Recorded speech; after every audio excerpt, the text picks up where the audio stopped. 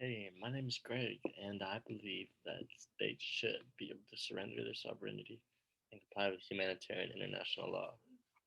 Now, this is ultimately because that to limit the anarchic state at an international level, you must have an ability to respond to crises in a concurrent and correct manner that is effective and quickly able to be addressed. Um, like Professor Ripley harps on throughout the course, the definition of anarchy can best be defined as a place where you can't call 911 or a place where you don't have access to a quickly accessible emergency service.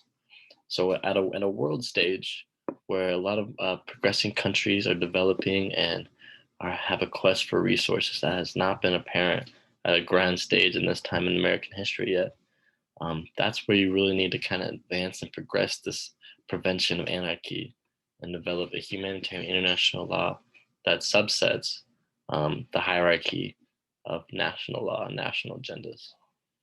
Currently, the United Nations and other international organizations are made up of state actors and government officials that have their own agendas and nationalistic policies that trump the international policies in their mind.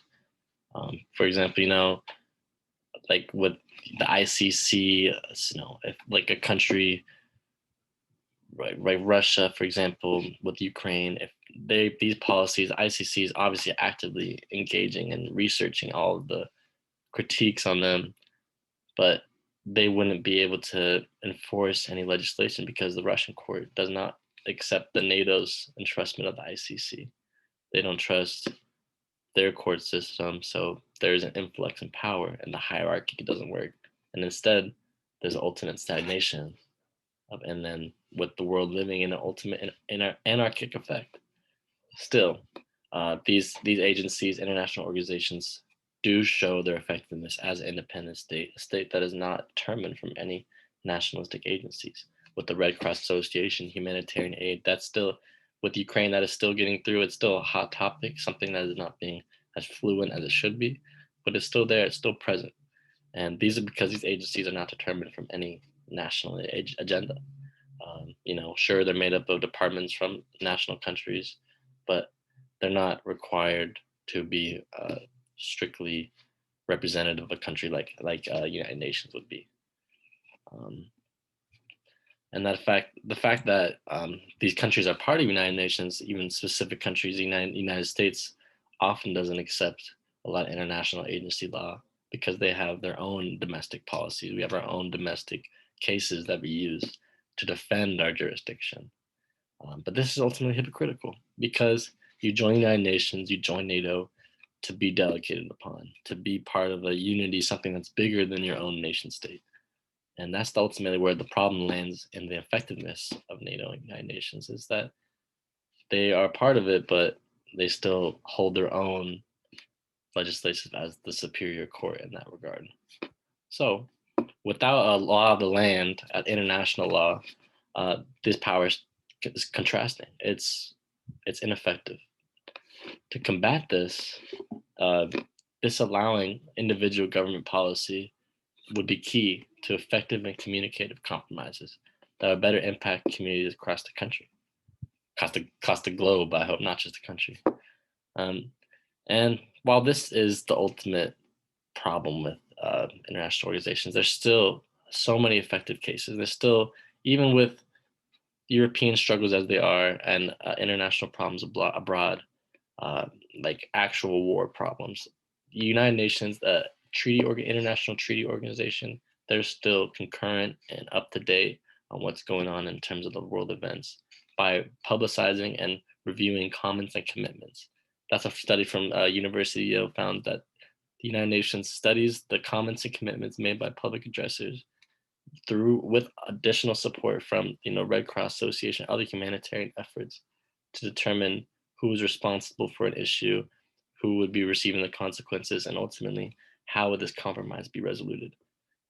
Throughout a war, resources are diminished, troops are diminished, public support is probably diminishing, and the United Nations, the World Treaty Organization, is there with a steadfast compromise that is non-biased and just geared to helping find a quick and ample resolution that will remain steadfast throughout its term. And so that's the effectiveness for, international, real, um, groundbreaking, breaking news type issues. But for countries that don't necessarily get the share of the limelight at an international stage, this is where the United Nations really takes fruition as being a really effective branch. And this is because national agencies aren't part of it. This is international regulatory rule, with specifically, as Professor Ripley talked about, with the Chile and Peru situation. This situation was ready to be resolved by the United Nations police. No specific national agenda in place, just an ability to use the platform to review the history of the Peru versus Chile conflicts throughout history. And it was seen that this was not an effective standpoint to have current contractual relations. So, as non-biased, with through agencies that weren't made of Peruvian or Chilean counsel, there was a domesticated policy that gave Chile access to the prominent fishing waters that produce 18% of the world fishing market's GDP, as well as obviously a huge chunk of their country's GDP. While Peru is given more ocean land, ocean territory, which also helps them as a progressing world power. They have access to a lot of finite resources, and as they have more access to the land surrounding it, that will help boost their economy as well. And by having this, you know, unbiased organizational decision, this proves that international humanitarian organizations should be determined by the best qualified, um, best person that's best geared towards towards the best humanitarian efforts, not necessarily the one that will be developing its country or its own business relations. That's all I have to say. Thank you.